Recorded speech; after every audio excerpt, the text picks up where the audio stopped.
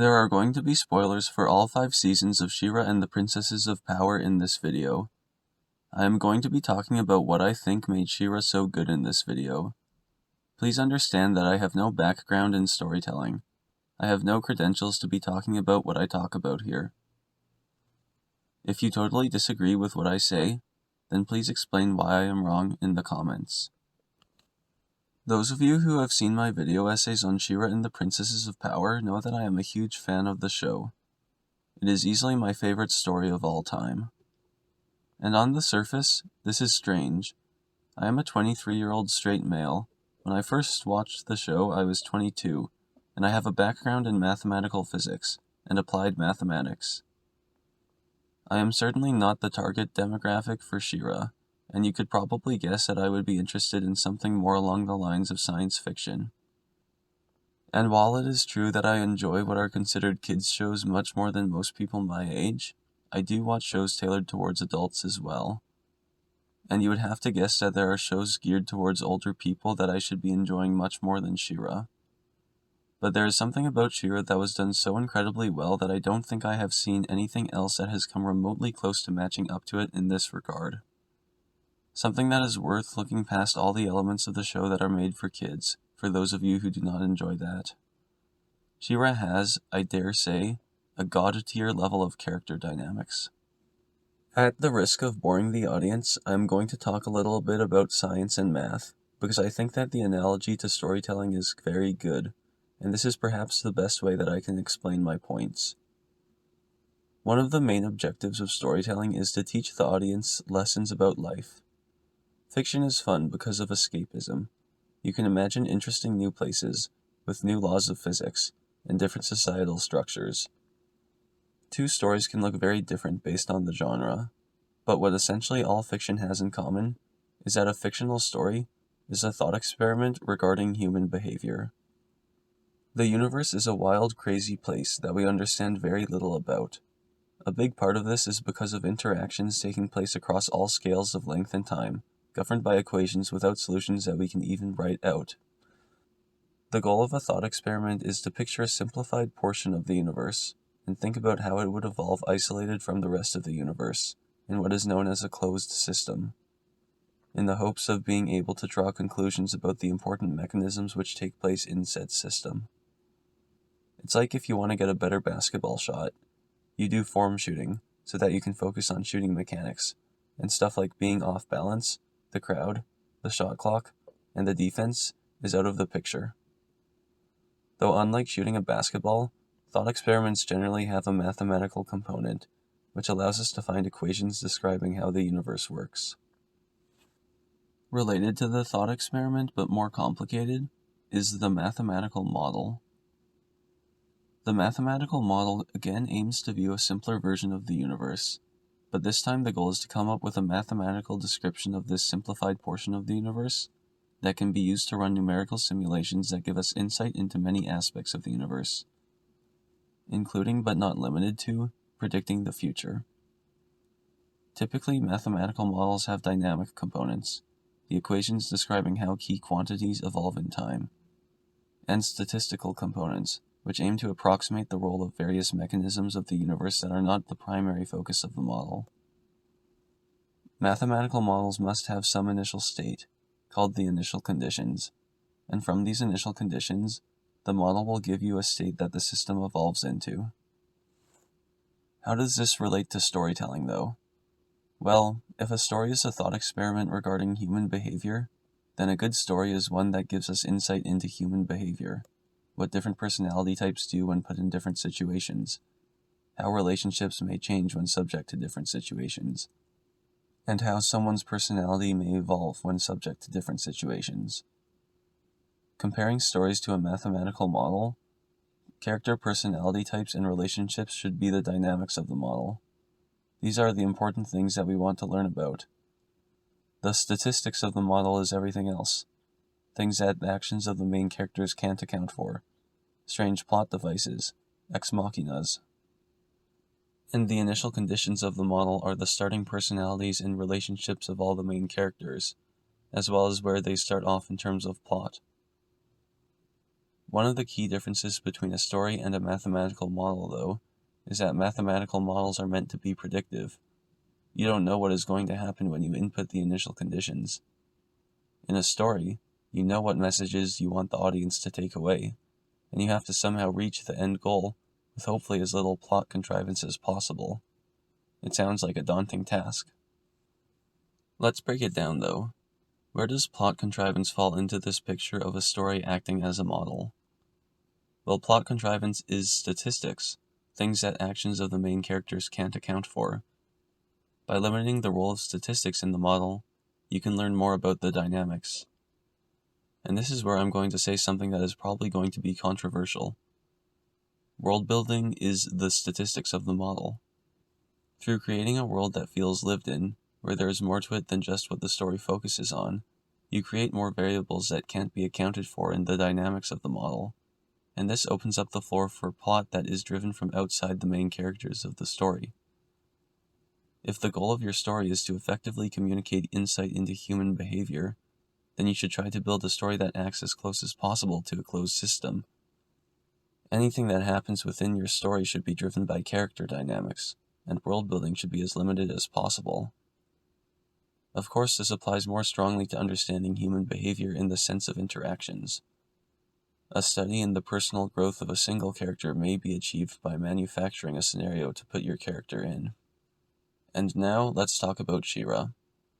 Within the first season of the show, Shira lays out or at least hints at the existence of almost all the important characters at play, the true exceptions being Huntara, Double Trouble, and Horde Prime, and the kind of exception being Micah, as he is believed to be dead in the first season. The personalities and relationships of the characters are explored in great detail, with an entire episode dedicated solely for the audience to understand the most important characters of the show and their relationship to each other. I am of course referring to Promise. Promise shows the audience Catra and Adora's motivation, as well as their initial dynamic, establishing the framework that guides the story from the first episode to the finale. At times it feels like an explanation regarding any of Catra and Adora's actions in the earlier seasons can be found within a single scene in Promise. Though Promise comes late in the season, and Catra and Adora are developed in the episodes leading up to it as well.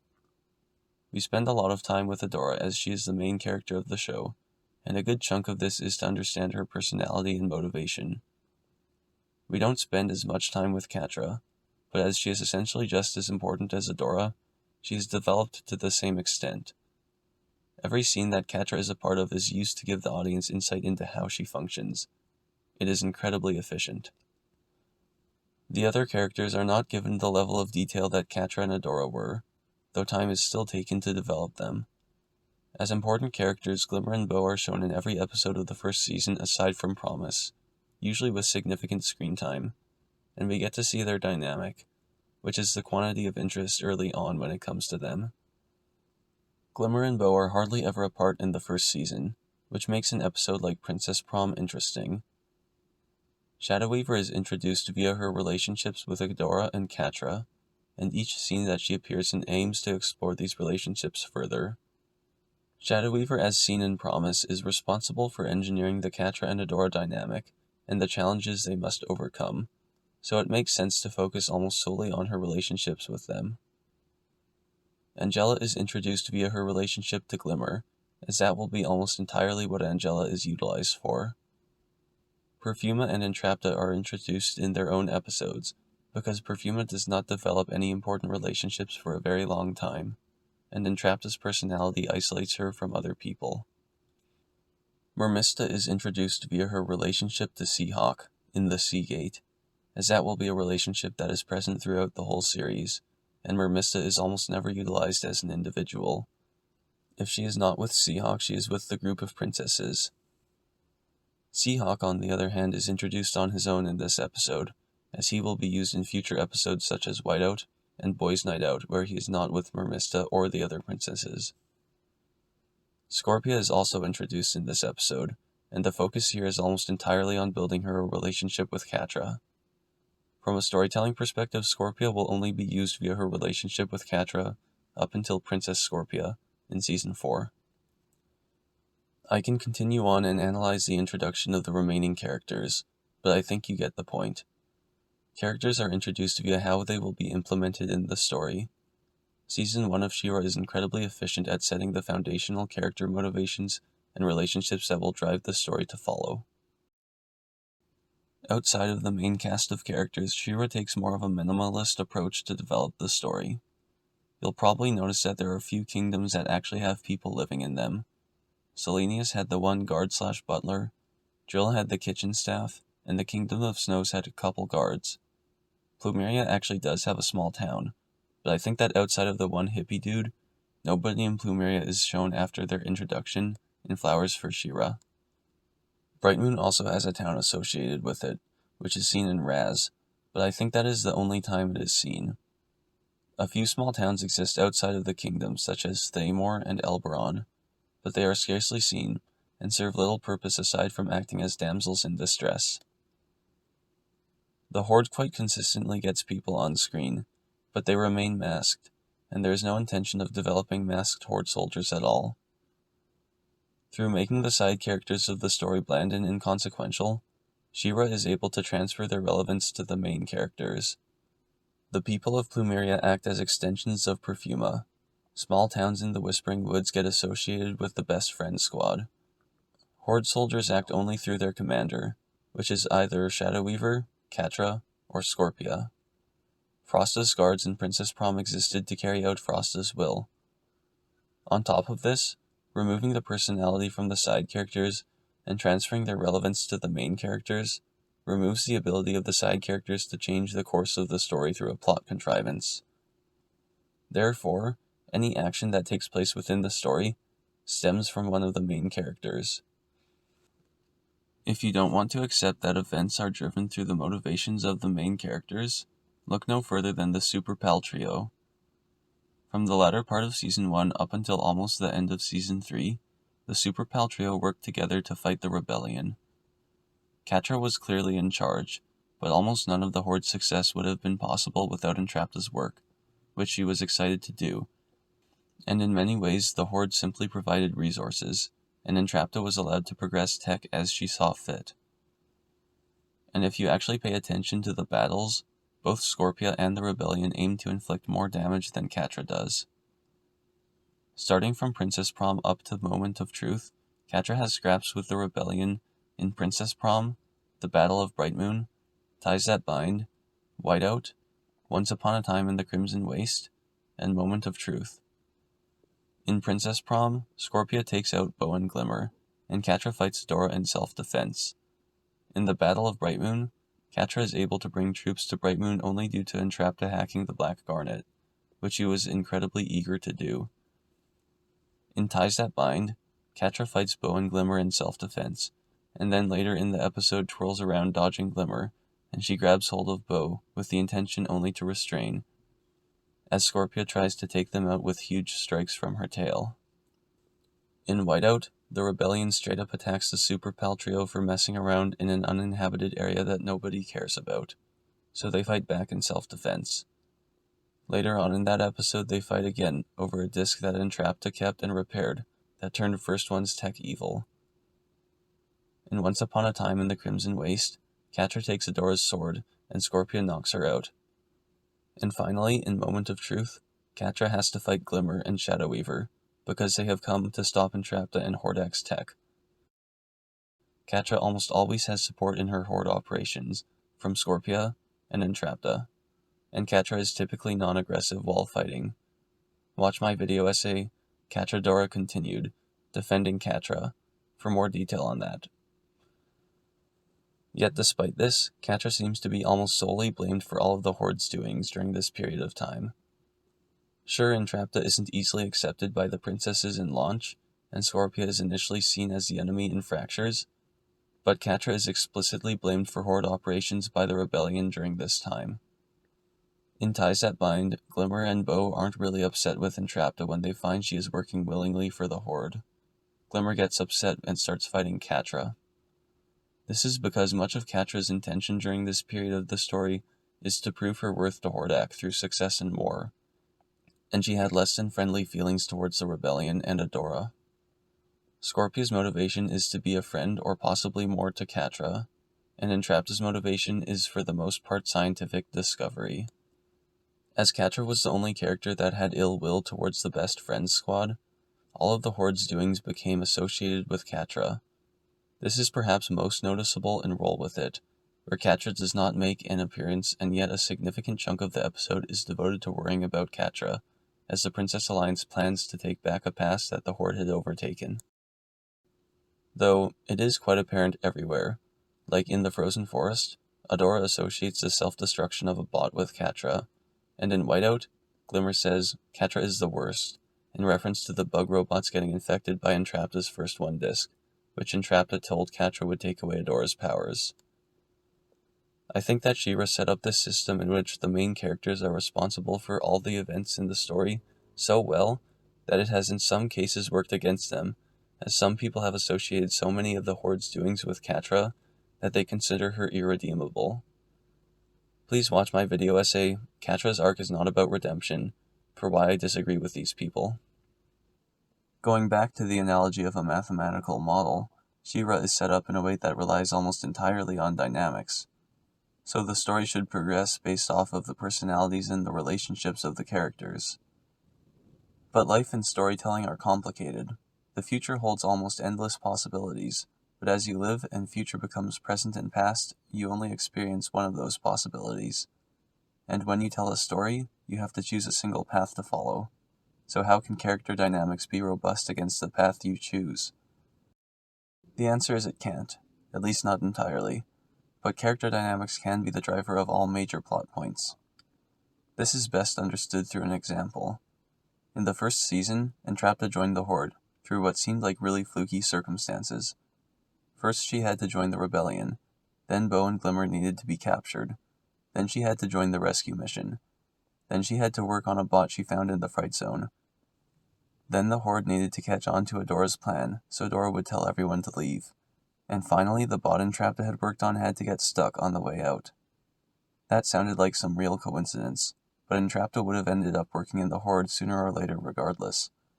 Entrapta's entire motivation was research, and she can do that most effectively in the Horde. Entrapta would have eventually come into contact with a Horde bot at some point in her life, and investigated it back until she got to the Fright Zone.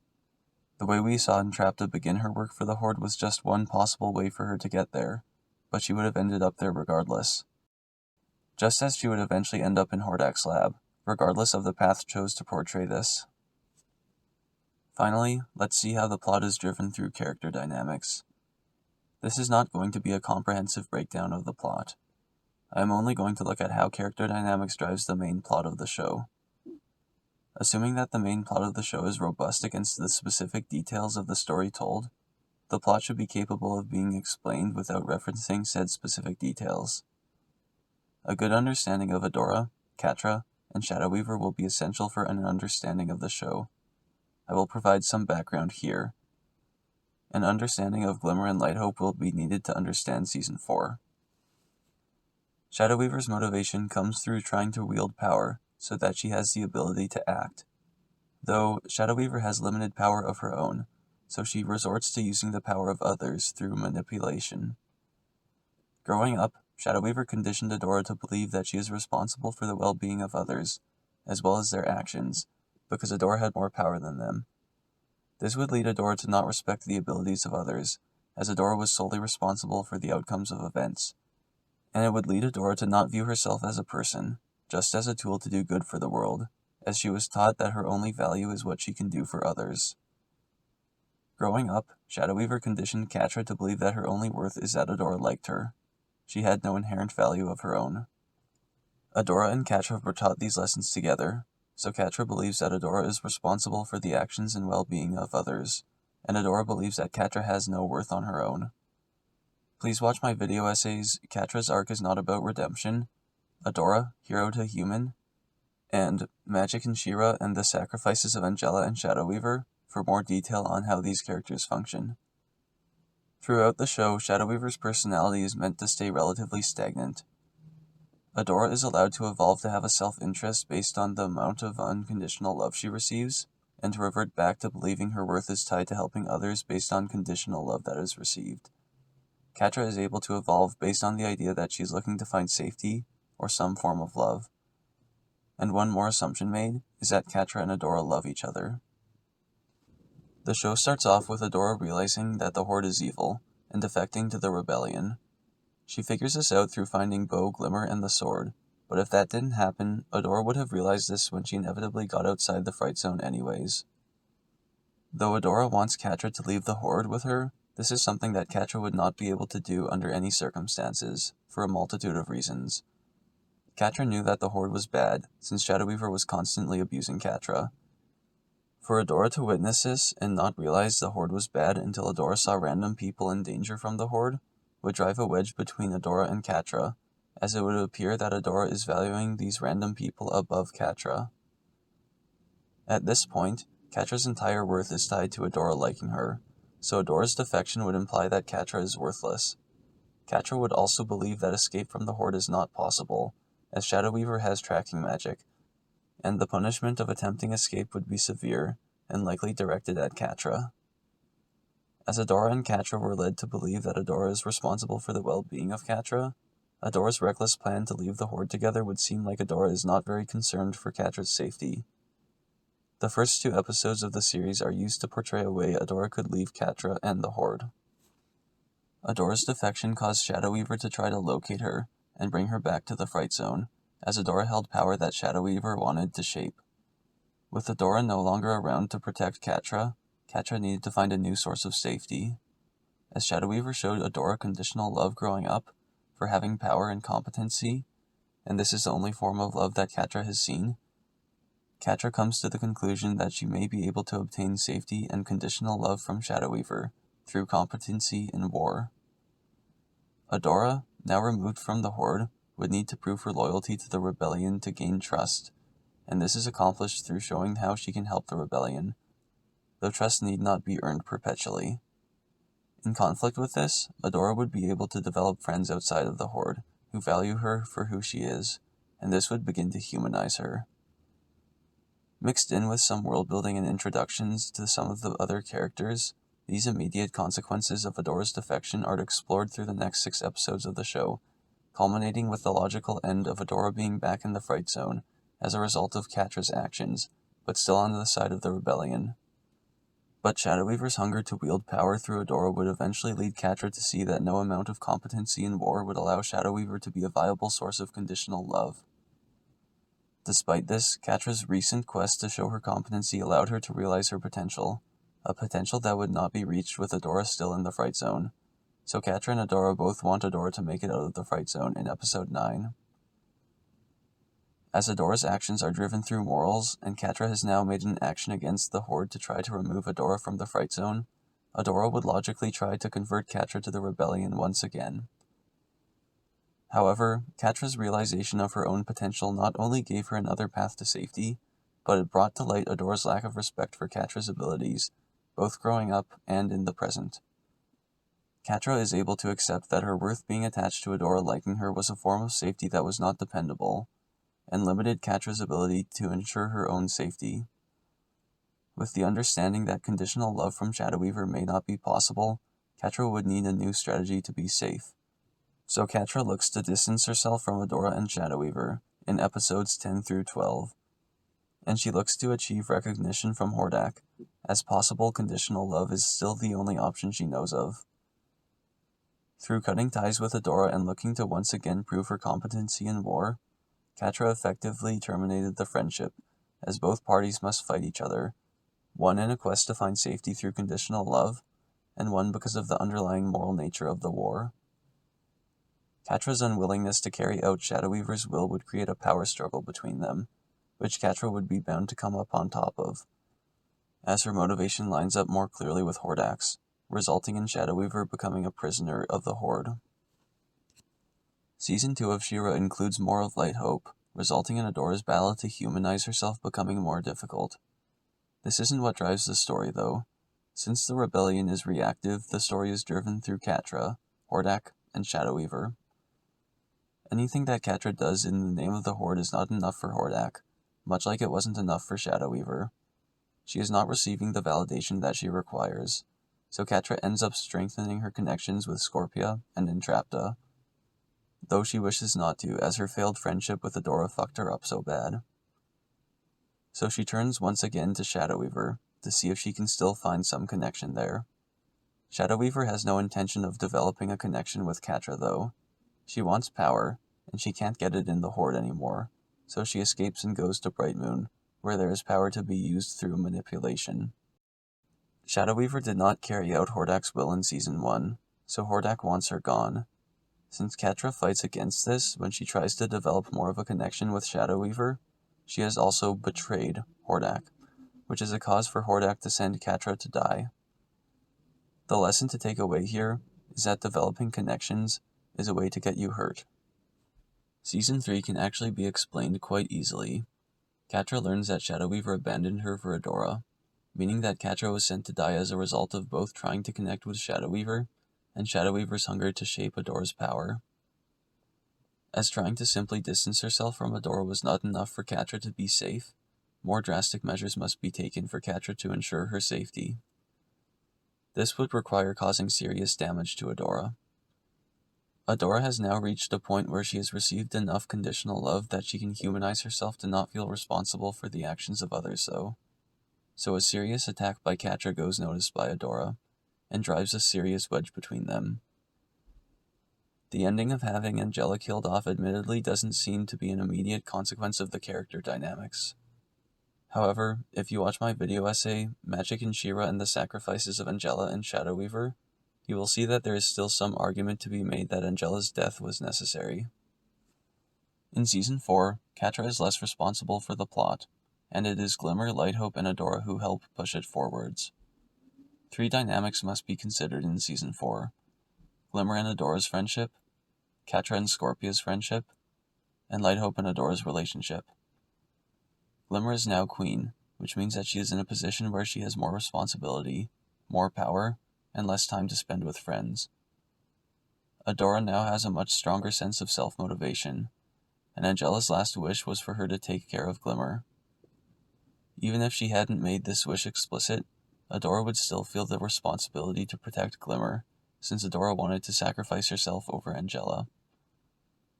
Glimmer starts off her reign trying to be like Angela, and staying behind on missions. But this isn't who Glimmer is. Glimmer has always pushed for action. But Adora and Bo no longer want to help Glimmer take action, since she is queen, and Adora is supposed to take care of Glimmer. So Glimmer would eventually seek advice from the only other person in Bright Moon willing to take action, Shadow Weaver. Seeking advice from Shadow Weaver would anger Adora due to Shadow Weaver's past treatment of Adora, and because Glimmer would constantly fight on missions, putting Adora in danger of not honoring Angela's wish. Adora's lack of respect for Glimmer's role as queen, and for Glimmer's abilities brought on from Adora being conditioned to believe she is responsible for the well-being of others because she has more power than them, would lead Glimmer to have resentment towards Adora as well. With both parties having reason to be angry with the other, fractures would form in Glimmer and Adora's relationship. On the Horde side of things, Catra has taken the lesson that she has learned from Shadow Weaver, that she shouldn't try to make connections with people, and she tries to shut out Scorpia and focus entirely on work.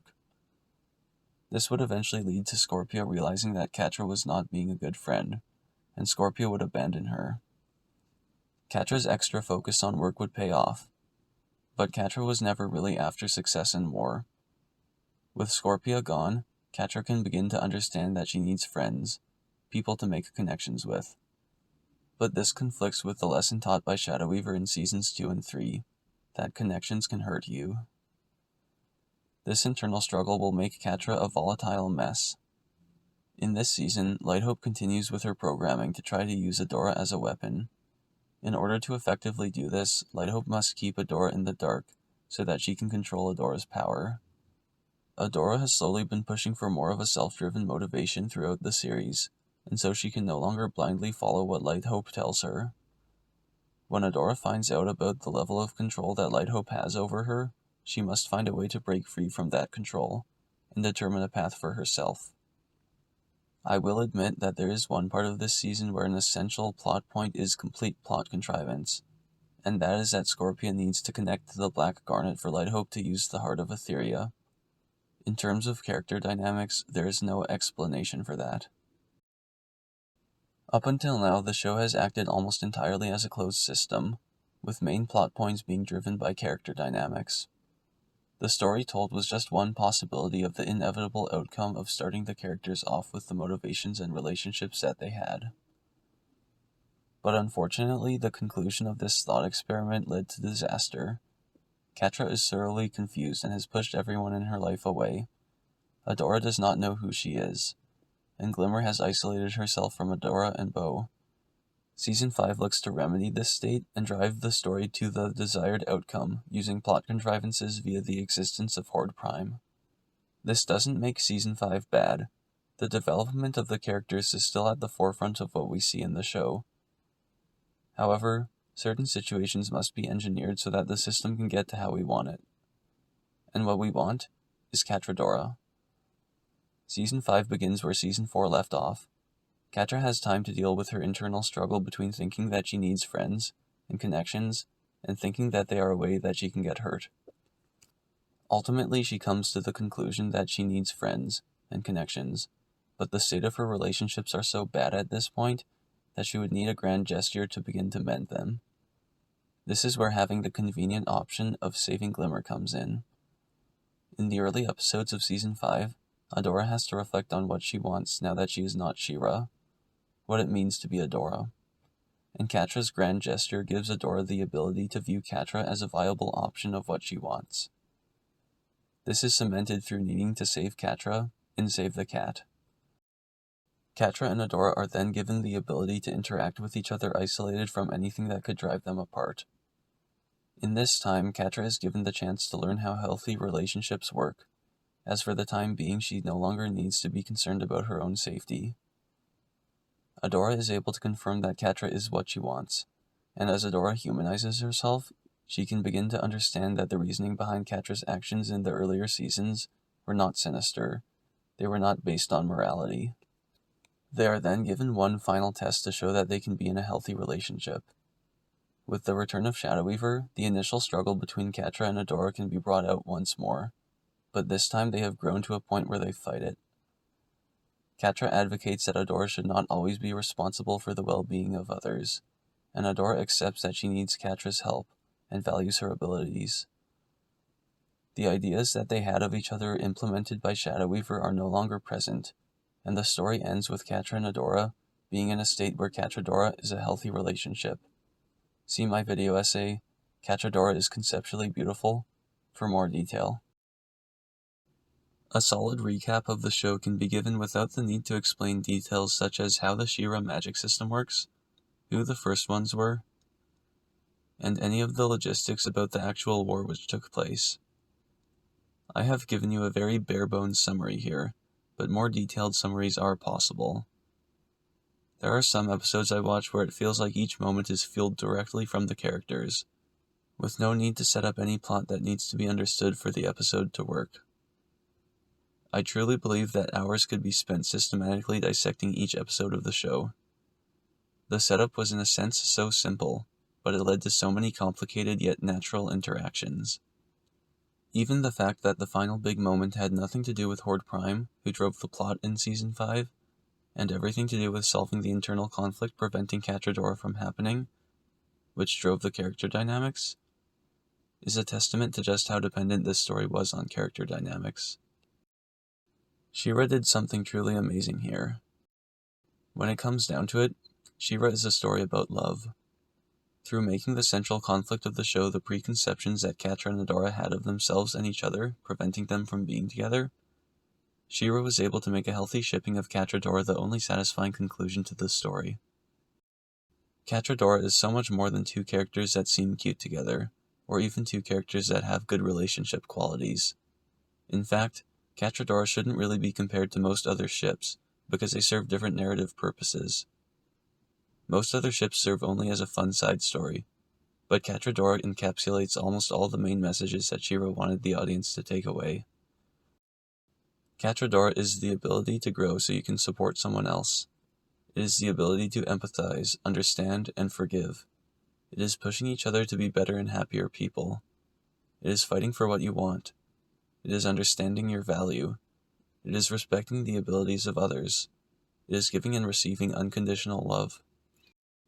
Catra is the foundation of Shira and the Princesses of Power, and I think by prioritizing Catra, by prioritizing character development and relationships, we are pushed away from thinking about what we should physically be doing in our lives, our plot, and towards how we can grow from the situations we find ourselves in, our character dynamics.